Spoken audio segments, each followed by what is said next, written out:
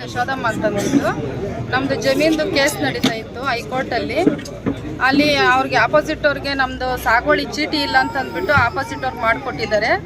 ಈಗ ನಮ್ಗೆ ಮುಂದಕ್ಕೆ ಏನು ಮಾಡಬೇಕು ಅನ್ನೋದು ನಮ್ಗೆ ಗೊತ್ತಿಲ್ದಿರ ಇವಾಗ ಸಂದೇಶನವ್ರ ಹತ್ರ ಬಂದಿದ್ದೀರಿ.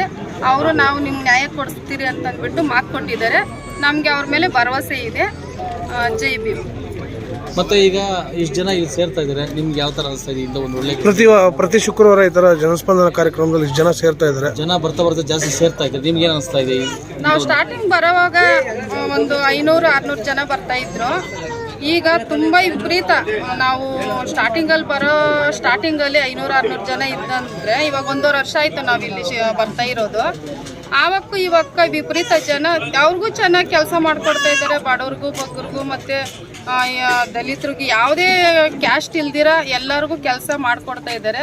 ಅದರಿಂದ ಎಲ್ಲರೂ ಬರ್ತಾ ಇದ್ದಾರೆ. ಫುಲ್ಲು ಎಲ್ಲ ಫೋನ್ ಇದರಲ್ಲಿ ಫೇಸ್ಬುಕ್ಕಲ್ಲಿ ಮತ್ತು ಇನ್ಸ್ಟಾಗ್ರಾಮಲ್ಲಿ ಎಲ್ಲ ನೋಡಿಕೊಂಡು ಅವ್ರು ಮಾಡೋ ಕೆಲಸಗಳು ಅದ್ರ ಬಗ್ಗೆ ಎಲ್ಲನೂ ಅವರು ಪಾಪ ತಿಳ್ಕೊಂಡು ಅಣ್ಣನ ಮಾತಾಡಿಸಿ ಅವ್ರ ಕಷ್ಟ ಹೇಳ್ಕೊಂಡು ಯಾವ ಥರ ಅವ್ರಿಗೆ ಉಪಯೋಗ ಆಗುತ್ತೋ ಅಂತಂದ್ಬಿಟ್ಟು ಬಂದು ಕೆಲಸಗಳು ಮಾಡಿಸ್ಕೊತಾ ಇದ್ದಾರೆ. ಅಣ್ಣು ಅಷ್ಟೇ ಜನನ ಚೆನ್ನಾಗಿ ಸ್ಪಂದಿಸಿ ಅವ್ರ ಕೆಲಸಗಳು ಮಾಡಿಕೊಡ್ತಾ ಇದ್ದಾರೆ.